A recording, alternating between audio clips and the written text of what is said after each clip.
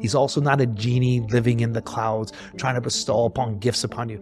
That is not the idea of God. That is a Disney character in a movie which does not exist.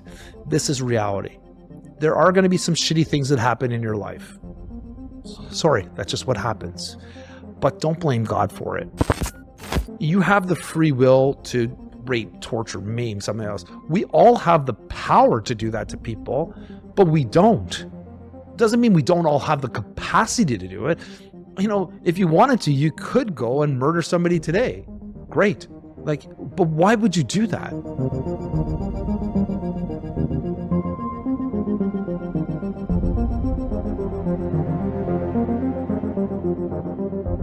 Welcome, everybody, to a new episode of the DC Talks podcast. I'm your host, David Chinelli. This is DC Talks, and this is episode 108. Now, for a special treat, we've been doing this the last little while, which my producer, Owen, as you know, Agent 00, he likes to call himself. He likes to give me some clips about certain things. The first one was about real estate, and then how real estate reacts. Today, we have a different take on it. He wanted to know there's some trending clips about God and faith that may or may not, tickle your fancy. But he just wants to know my actual reaction to these. So remember, I haven't seen any of these clips before watching them, but the whole idea is to see what my take is on this with these clips. So let's jump right into them. If you're ready to go, Owen, we're good to go. All right, let's jump into it. So the first one is with Kelsey Grammer, and let's see what happens. As a scientist, do you believe in God? Every description of God that I've heard holds God to be all-powerful, very typical, and all good. And then I look around and I see a tsunami that killed 250,000 people in Indonesia. Okay, so first off, his definition of good, maybe not your definition of good, right? You also got to remember, who is controlling the earth? Who's controlling the world? I have a belief that so God created the world for us to be and live in. We were supposed to live in the Garden of Eden. We were supposed to be perfect beings. We weren't supposed to die. God is good, which means he's also just. So that's what God, even Jesus said God is good. But your definition of good may be different. It doesn't mean to be all nice all the time. It means to be just. So is a tsunami, is it created by God? Is it created by the earth? There's different things that are happening in the earth that you can't say, well, it's God's fault and these are bad people, or thing it's killing all these people. If God was good, why are these people die? You can't look at it that way. The earth, we were never meant to perish. So he's taken the wrong definition of it. So being good means God is just. God is justified. Who is causing these deaths? They will have their right to judgment when they're called upon to have judgment. An earthquake that killed 250,000 people in Haiti. And I see earthquakes and tornadoes and disease, childhood. Also, disease was not created by God. So you also got to take that into consideration. So earthquakes, what are happening on earthquakes? Is it's man's, what we're doing with this earth causing the earth to cause the earthquakes? I don't know. One thing I've learned is in this world is that nothing is as it seems. So what does that mean, right? So some of these tsunamis, they said, well, it's natural occurring. Or at least the media has told us it's natural occurring. Well, it's come out in the news that since 1940, they've been seeding, which means air seeding. They've been putting things in the air in order to control weather patterns. And that happened, remember, in Dubai last year where they had that massive flood and the government came out and said, oops, we kind of screwed up on that. That wasn't a natural occurrence. That was actually man-made. So these earthquakes, what's happening underground? Are we digging somewhere? Are we causing the disruptance somewhere, which wasn't God? God wasn't doing that, right? So don't mix up the same. Could have been natural occurring, possibly, but I don't know. I also don't always believe that it's just man alone. They're like, oh, it's all God's. It's all act of God's. And then with children dying and disease, God created us to be eternal. Eternal. You got to remember the devil brought in sin. We chose to take on the sin and to not live with God and be peaceful with God. Disease was not created by God. It wasn't. And I hate to say this, if you don't believe in this, it's like, well, if you don't believe in God, I don't know where you stand, because I just don't believe that. I know God didn't create disease. It was created by the other side. So when you see people dying from leukemia, you're seeing kids, for example, die from leukemia, or people have died from cancers.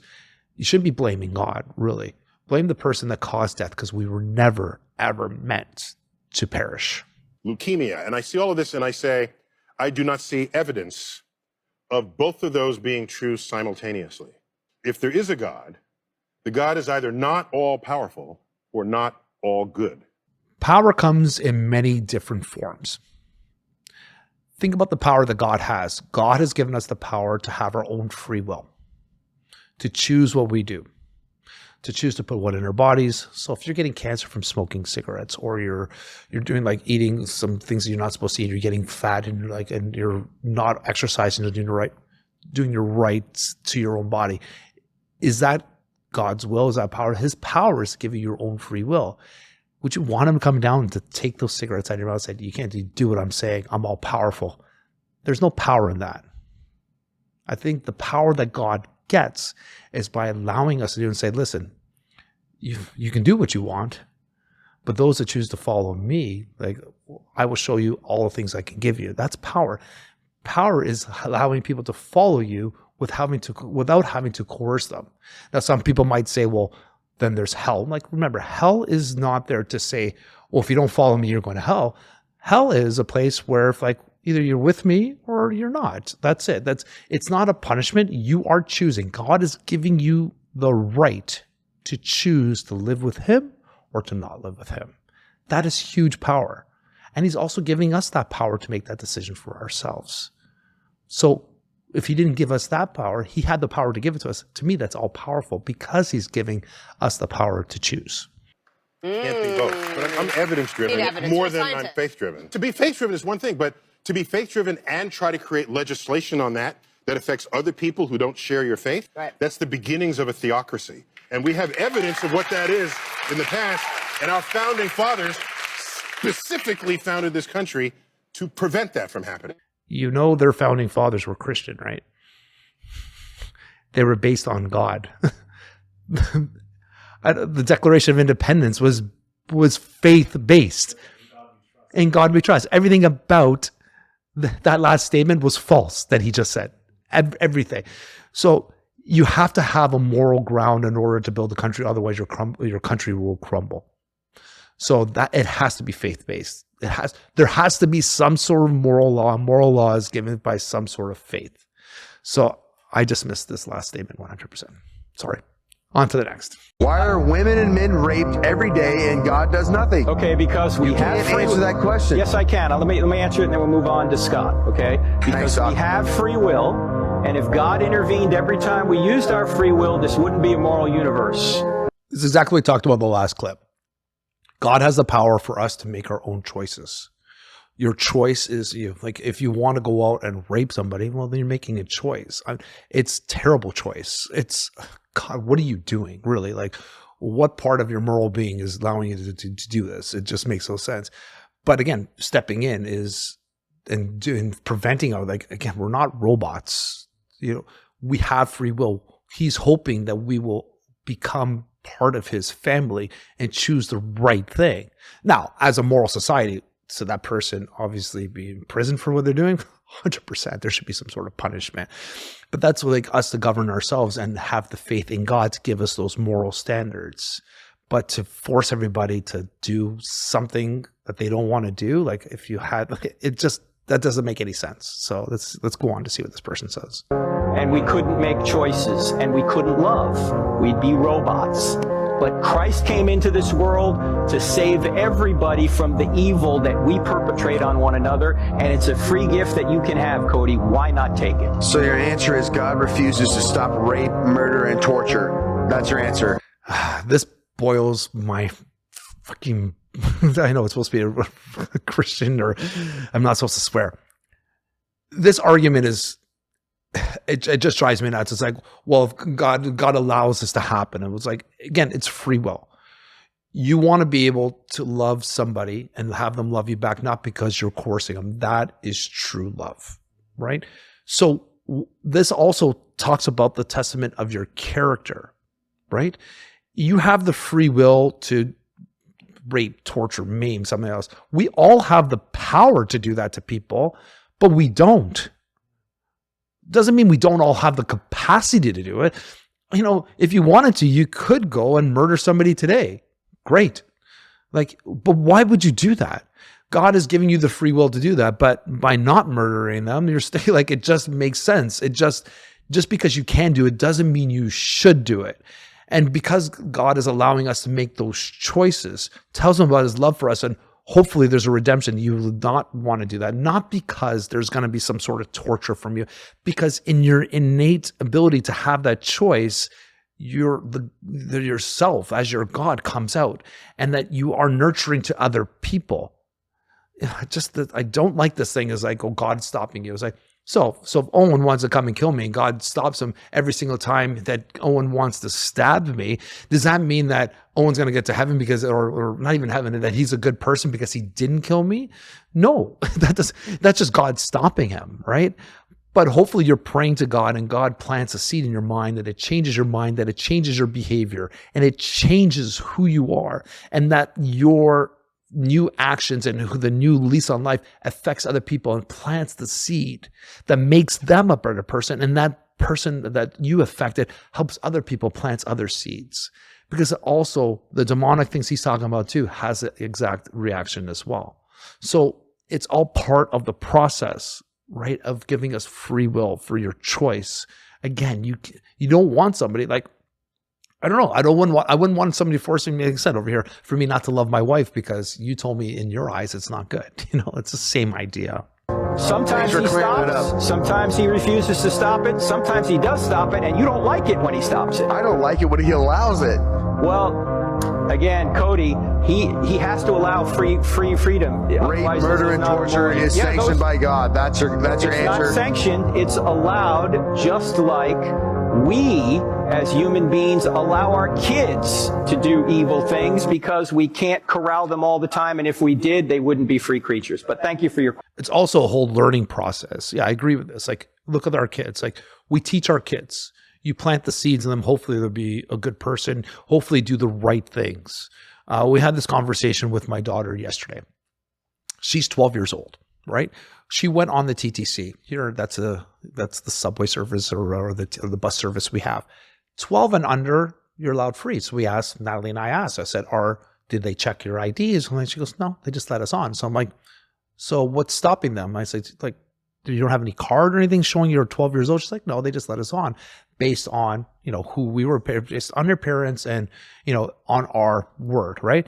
So I said, so next year, like what's preventing like grade 8s going on there too? They could be 13. They're like, my daughter looked at me, she goes, what do you mean? She goes, maybe next year when I'm 13, I can still go on. I'm like, well, who knows? If you look the same, they may allow you, but is that the moral thing you want to do? Remember, we told you not to lie and cheat and steal, and that is based on God's law. By you doing that, again, you are perverting his law. You're breaking his commandment. That's up to you. I can't tell you every single time when you go on a TTC next year when you're 13, and if the bus driver allows you on, that you're not going to pay the fare. Something may not happen to you, but morally you're doing something wrong. So I can't be there to look at my daughter and say, hey, you need to pay to get on that fare. I'm hoping that she has a moral ground and says every time she steps on the TTC that she needs to pay when she turns 13 years old. But again, we can't baby them the rest of life. They'll never grow. It's like some of those man-child, like that their parents have held their hands for like the beginning of time. And now the women are complaining. I'm like, your son never grew up. I was like, yeah, you corralled your son. He doesn't know how to cook. He doesn't know how to clean. Doesn't even know how to take care of himself. That doesn't help you grow as an individual. It doesn't help you grow as a man. Same thing with God. It's all part of the process about who you are, and it's part of your spiritual journey. We all at some point stole a little thing here and there. We probably took something we weren't supposed to do. Now we probably feel guilty about it looking back. At the time, you didn't realize that that was part of the growing process. Now, we're talking about rape and torture. That's gone further beyond, of course.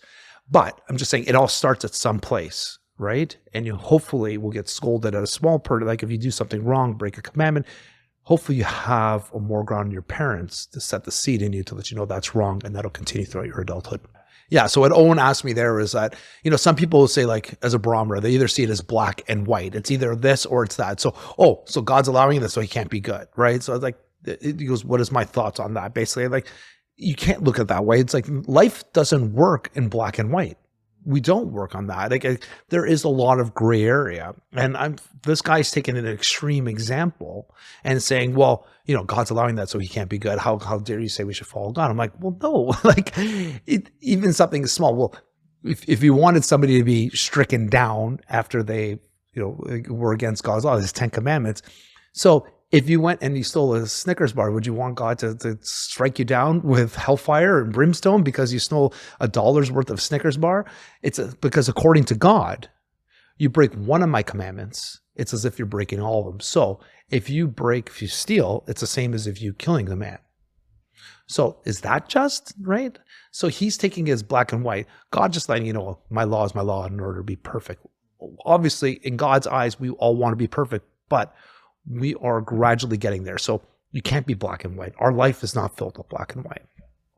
All right. And for our last clip. What we need to surrender in this season of our life is the way we thought it was supposed to go. Let go of how you thought it was supposed to go. And while you're at it, let go of when you thought it was supposed to get there. Because the issue... Start off a little choppy, but I don't know, but I do agree with that. We need to pray about God and fulfilling his will. So this is what we're talking about here. And we have an ego. We all have an ego. We all want to do things on our time. God, you're only convenient if you do this now. Oh God, I need you now. Why don't you give this to me now? Like, what do you mean it didn't work out? I prayed for a year straight and you didn't give it to me. Well, maybe he's giving you things to help you with that and you just haven't seen what he's giving you. Maybe it's not the timing is not right for you. God's got a plan for you. And you may not see it now, but you're not supposed to see it now, maybe. Maybe at one point God knocks you over the head and says, hey, this is what I'm planning for you. This happened to me over and over again. I've been saying this to Owen over and over again. I didn't want to be a realtor. It wasn't part of my plan. I didn't think it was, I thought they were scummy people. I thought I have had so many bad interactions. Why would I want to be associated with this type of person? That's what my thought was with realtors. And it's just over and over again, God was giving me a sign. He's like, oh yeah, what about now? Like when my dad died, we talked about this. He died 4 days before my first exam. And we were drinking and all that stuff too. And I just wasn't ready for it. And I took the exam just thinking, I'm like, screw it. I just wanted to take the exam. Remember, I was supposed to do real estate with my dad. That was the whole plan. And I got my test result back. I looked and I'm like, without studying and stuff too, I got 100% on my first exam. Okay, maybe I fluked it. I thought, who cares? Then all of a sudden I go to do my second test, and of course I helped teach the course. I was like, this is how the teacher would come up to me, ask me questions. I'm like, okay, maybe this is coincidence. And by the time the third one rolled around, there were so many things coming at my face. I couldn't deny God's plan. I said, okay, fine, God, I will. I came home one day and I said to Natalie, I think I should be a realtor. She started laughing. She's like, took you long enough. She saw things that I couldn't see. Sometimes that's in our relationship with God is the same thing. He's seeing things that you may not be ready to see. But he will show you when you are ready. You just have to be open and accept when that's going to happen. And sometimes, listen, there's other times in our financial distress Natalie and I went through, God literally smacked me over the head and said, here's what you need to do. And I can talk about stories. Some people call this coincidence, but when it happens over and over again, how's it coincidence? Because the issue isn't will God, it's when God. I don't know, Owen. The reason I said will God is when God. It's like, just because you ask for something doesn't mean you're going to get it. Sometimes the answer is no. So I would disagree with this, right? Of course, the when is, right? But if you're asking for things that aren't very specific, like say like, oh God, I want to be successful.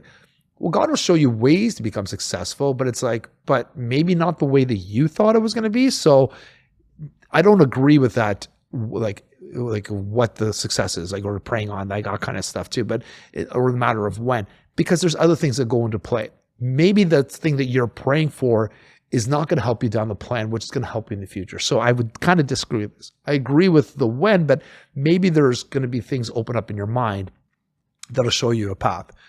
Owen and I talked about this off screen, I think, when my brother was sick with leukemia. And I wanted to be, since I was a kid, like probably, I guess it's around high school when I had a goalie coach that basically put a nugget in my brain, saying to my parents, I think it was my first year juniors. He's like, said to my parents, you know, your son can play pro hockey. I'd really never thought about playing pro hockey. Kids are obviously playing the NHL. We all kind of want to do that. But to be honest, I never thought I would ever play to the NHL, even though we all aspired to be there. And when he put that nugget in my head, I was like, okay. So then I started to build towards like, oh, I'll go to university, do that. And all I wanted to do was play 1 full year of university, and sorry, 1 full year of pro hockey. And I kind of was bouncing around, went to Europe, and I tried to get my Italian citizenship. And for some reason, a friend of mine, Dave Gallo, got his citizenship from Sudbury, and we were in the same parameters. They would not allow my parents to allow me to have my dual citizen. So we went to this tournament. We played 13 games. He got signed and stayed in Europe. I had 2 teams ready to sign me, and they were trying to get my citizenship, and just did not work out.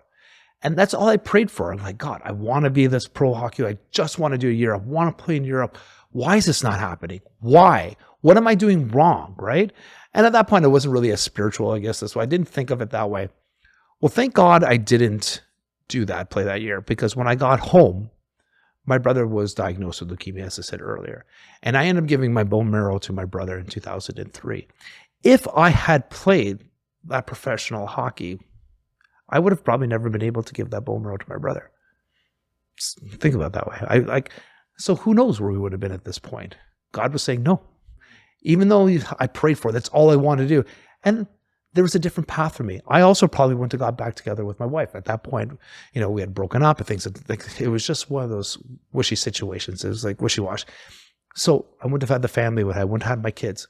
Again, it's not always the things that you're praying for you're going to get. It is on different timing, but God might put you in a place to make you think you want something. But in reality, he's there to teach you a lesson. It's not will God, it's when God. And it doesn't just depend on what he wants to do. It depends on what you are willing to do until God does. I kind of don't like that sentence either, because it's like, well, if you continue to put the work in, God will answer your prayer. That's kind of what it means to me. And that's not the case, right? Again, God is all powerful. He has a plan for you. We talked about before. It's just because you pray and you continue to be willing to do the things that you think should get you to a certain degree, to a certain goal. It's all a matter of time. Eventually he's going to give in. That's what it kind of sounds like. That's the sentence he's saying right there, is like, if you put the work in and the prayer, eventually God will give in to you. Whoa. Wait a second. So if that's the situation, who's in charge here? Are you in charge, or is God in charge? So the way he made this sentence, like, you put the work in, you continue this, like, God will answer your prayers. He'll do exactly what you need him to do. Like a little puppy dog, it makes it sound like to me. And that kind of boils my blood when I hear that. It just really, because that is not the meaning of God, right? God is not a genie. And what if you throw a certain amount of money into a wishing well or a rub of a lamp, that he's going to come out and automatically grant you all these 3 wishes if you try hard enough, or if you look for that wishing well, or if you rub that lamp, or if you go to find this guru, do something else. It doesn't work that way, guys. It doesn't work that way. You have to remember that we are living in this world because of God. He is our creator, right? We are here to fulfill his will. We have to submit ourselves to his will. That's the goal, is then God will bestow upon us the gifts in which he chooses to bestow upon us. It is your God-given right to use the skills he's given you to make yourself successful in this life and to enrich other people's lives. Absolutely. 100%. But in order for you to say to him, I should be getting this, or I should be doing that, is not God. And there's nothing biblical about what this guy is saying at this point. It's like Luke 22, not my will, but thine be done. Exactly. Luke 22. Repeat that, Owen. Can I repeat that? Not my will, but thine be done. Not my will, but thine be done. Luke 22, verse what? 42. Verse 42. So Owen's in the background. I know you guys can't hear him. So he's just repeating that to me. And again, even Jesus had said that over and over again. Even if you look at the Lord's Prayer, he even talks about that. His will, God's will, not your will. We've talked about it over and over again. So I think that wraps this one up. They just see at the end. You need to surrender. So so this last one, I know it's a little controversial, but guys, you have to remember at the end of the day, who's in charge? The idea is submitting yourselves and knowing that there is something cosmic out there, a Lord who loves you, who is all just and is good. To good means to be just. It doesn't mean to be a nice guy and to do everything that you want him to do. He's also not a genie living in the clouds trying to bestow upon gifts upon you. That is not the idea of God. That is a Disney character in a movie which does not exist. This is reality. There are going to be some shitty things that happen in your life. Sorry, that's just what happens. But don't blame God for it. Like ask him how to work through it or what you're supposed to learn from it. I think that is a better way of approaching. If you look at it the way that these other clips have talked about it, it's like, woe is me. You're going to be miserable your whole life. You're going to be yelling at people. You're going to be, just not satisfied in yourself. Maybe stop and think about, who am I really angry at? Right? And again, like I think the devil has a huge play in that, but let's take the devil out for a situation, which I never usually do, but let's take him out. Maybe the devil is you in this kind of situation. Maybe you're causing your own pain and suffering because you're expecting something to happen, which is not happening. And it's because your own ego is stepping in front of God's will. So bestow, honestly, surrender yourself. In my opinion, I've done that. I've asked God every single day. I thank God every single day that I'm alive, because I probably shouldn't have been here with the brain issue we had, with all the stuff that's happened the last few years. I may not have, maybe I wasn't supposed to be here, but God opened up my heart and my eyes and showed me you still have work for me to do. And hopefully I'm fulfilling it to this day. Well, I hope you enjoyed this clip, guys. This episode, this little bit digging into a little bit deeper into some of the clips that Owen had sent me, some controversial things about God and some people's opinions. Let me know your opinions. I always love to see comments. If there's any kind of topics or clips that you want Owen to share with me next time, feel free and reach out to me, either DM to me or Owen, or put it even in the comments. We're okay with that. And as always, like, share, subscribe, do all that fun stuff. Until next episode, we'll see you soon.